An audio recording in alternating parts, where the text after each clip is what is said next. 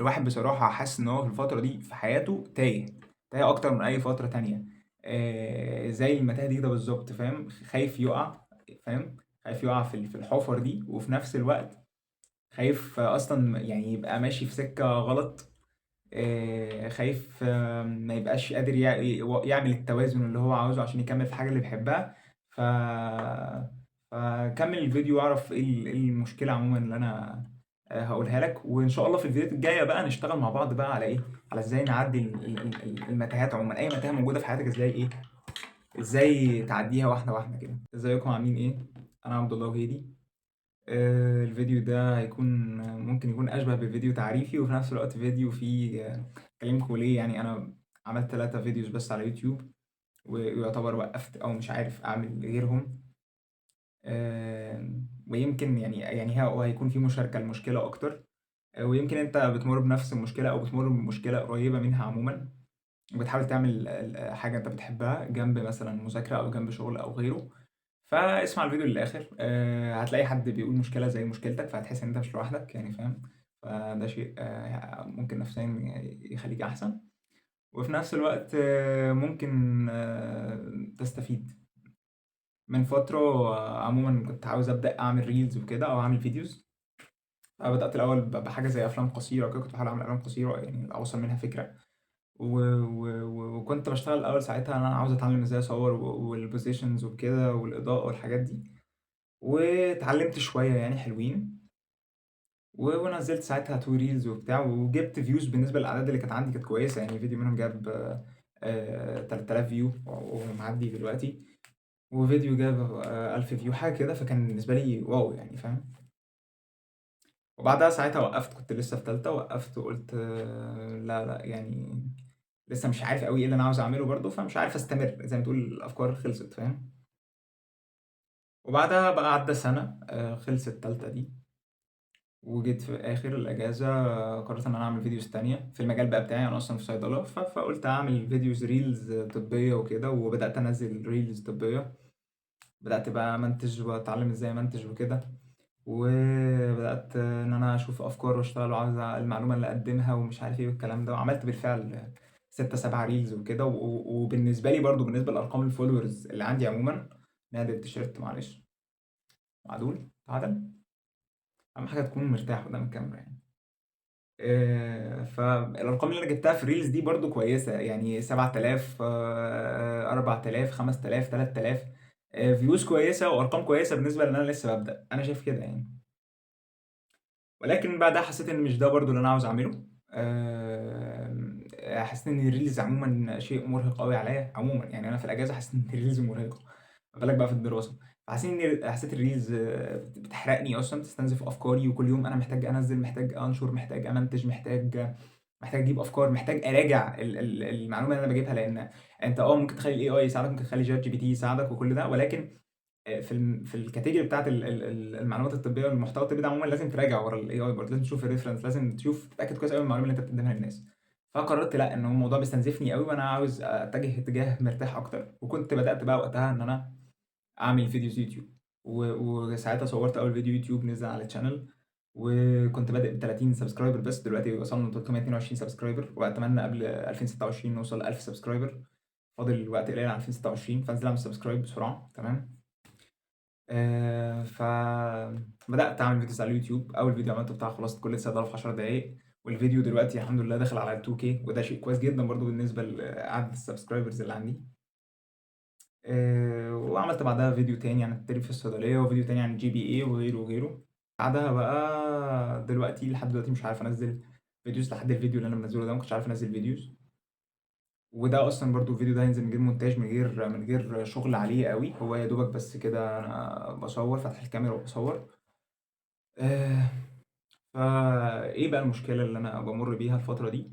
ان الضغط بتاع المذاكره، انا شايف ان هو موقفني على اللي انا بعمله ده. يعني انا بحب اصور، بحب اكتب، بحب امنتج، بحب اطلع افكار عموما. ولكن دلوقتي ضغط المذاكره لا مخليني اللي هو مش عارف اعمل حاجه غير المذاكره، او على الاقل ان انا بفكر في المذاكره. انت عارف الموضوع ضغطك نفسيا برضه. عندي 9 مواد في الترم ده، يعني تقريبًا لو ذاكرت يعني محاضرة كل يوم فاهم، هاذاكر 6 بس، وطبعًا في يوم إجازة، المفروض تعيش كأي بني آدم عندك يوم إجازة. فهتراكم برضه، في كل الحالات هتراكم، فحتى نفسيًا مش هتبقى مرتاح، وهتبقى عاوز تيجي على الحاجة اللي أنت بتعملها دي، لإن أنت عارف إن ده المفروض تركّز في المذاكرة وكده. فأنا مش عاوز آجي على الحاجة اللي أنا باحبها وكده، لإن شايف إن ده هو الشيء اللي بيبسطني، مش عاوز آجي عليه، أنت فاهم؟ مش عاوز آجي على الcontent اللي أنا باعمله، مش عاوز آجي على التصوير، وفي نفس الوقت مش عاوز آجي على المذاكرة. فالفترة اللي جاية دي بقى، أو المشكلة الواحد واقع فيها دلوقتي، إن هو محتاج يتعلم إزاي يعمل فعلًا بالانس بين حاجتين بالشكل ده، سواء بقى يعني شوف انت ايه اللي في حياتك عاوز تعمله فعلا ومش قادر تعمله بسبب حاجه تانية. وعلى فكره مثال على كده بسيط قوي بجد والله. اغلب انا مش بتكلم بقى على مثال من ارض الواقع قوي، يعني هو مثال بسيط جدا يعني. الناس كتير قوي مثلا ما بتنزلش جيم علشان المذاكره ده بجد. ومش هنروح بعيد، انا واحد منهم فاهم. بقالي كتير عاوز اقول انا عاوز انزل جيم، انا عاوز انزل جيم علشان ولكن المذاكره فعلا كانت اللي هو ايه، واخده عقلك وواخده مجهودك و فما بننزلش جيم عشان المذاكره، وبنكسل عشان المذاكره. يعني الوقت اللي انت هتقضيه في الجيم يعني بقى هيأثر على المذاكره وكده. وهو فعلا عمليا ممكن يأثر، يعني بالنسبه للكليه لو الكليه تقيله انا شايف ان هو ممكن يأثر عادي. ولكن بقى المهاره اللي الواحد عاوز يتعلمها الفتره الجايه، ان هو ازاي يعمل بالانس بين حاجه انا شايف ان انا ما بحبهاش قوي. انا ما بحبش المذاكره قوي بصراحه عموما، يعني من قبل ما ابدا اعمل كونتنت ومن قبل اي حاجه انا ما بحبش المذاكره قوي. فما بالك بقى مذاكره تحت ضغط، فاهم؟ يعني انت مذاكره كتير قوي ومطلوب منك حاجات كتير قوي في المذاكره، فانت مضغوط جدا. فاللي هو انت حد بيقول لك يلا ها ذاكر، يلا عندك امتحان ذاكر، عندك مش عارف ايه ذاكر، عندك كذا، وخد كميات كبيره بقى، يلا كميات كبيره قوي تمام. فانت مضغوط، وضيف عليهم بقى ان انا عاوز اعمل حاجه جنب المذاكره، حاجه انا بحبها والمذاكره مش مخليني اعرف اعملها. فتخيل بقى كم الكره للمذاكره، فاهم؟ اللي انت بقيت شايله من المذاكره دلوقتي الوضع ما عادش زي قبل كده. فاهم؟ قبل كده انا كنت باذاكر عادي وما عنديش اي حاجه بعملها غير المذاكره فعلا فتمام. لكن دلوقتي انا عاوز اعمل حاجه جنب المذاكره، مش حاسس ان انا مش عارف وهي جايه عليا.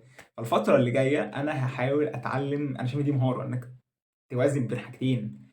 واحده انت ما بتحبهاش اصلا وانا شايف ان هي مذاكره بالنسبه لي، وحاجه تانية ان انا بحبها، ان انا عاوز اصور، عاوز اعمل افكار، عاوز اعمل مش عارف ايه كده. فده بقى اللي انا عاوز اتعلمه الفتره الجايه. انت لو عاوز تتعلم ده، فانا الفتره الجايه الفيديوز هتكون يعني الفيديو اللي جاي بعد ده مش هطلع لك بفيديو غير وانا فعلا اتعلمت ازاي اعمل ده واتعلمت جزء منه فاطلع اقوله لك. فالموضوع هيبقى تجربه فعلا حقيقيه، بشاركك تجربه واقعيه، مش طالع اقول لك بقى كلام تنميه بشريه وكده واتاجر بيك، فاهم؟ لا، انا عاوز فعلا يعني انا انجح في ان انا اعمل ده فاطلع اقول لك انا عملت ايه، فاهم؟ جايز وقتها تستفيد.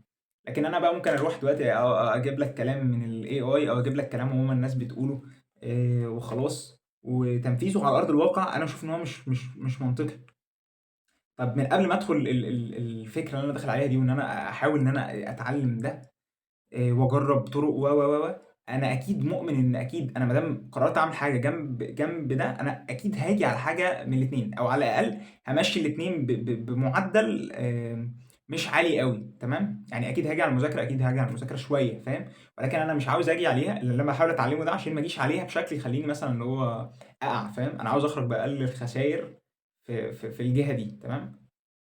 بس وعارف ان انا طولت وفيديو اصلا ملعبك وعلى طبيعتي قوي زياده عن اللزوم، وبدات اخد على الكاميرا والموضوع بقى مرعب، فاهم؟ الموضوع بقى مخيف ان انا بقيت مستريح قوي قدام الكاميرا كده وعادي بقى هشير الفيديو ده واحارب الرهاب الاجتماعي. ولكن في يوم من الايام ان شاء الله ارجع ابص بقى على الفيديو ده اشوف عقليتي كانت عامله ايه في الفتره دي، ويبقى بقى عندي سبسكرايبرز كتير بقى واقعد اقيم الفيديو بتاعي ده وكده. بس فلو انت مهتم تتعلم عموما حاجات جديدة، ولكن أنا بشوف أهو يعني حاجات جديدة من واقع التجارب، فأنا إن شاء الله المحتوى بتاعي هيكون عبارة عن كده، فاهم؟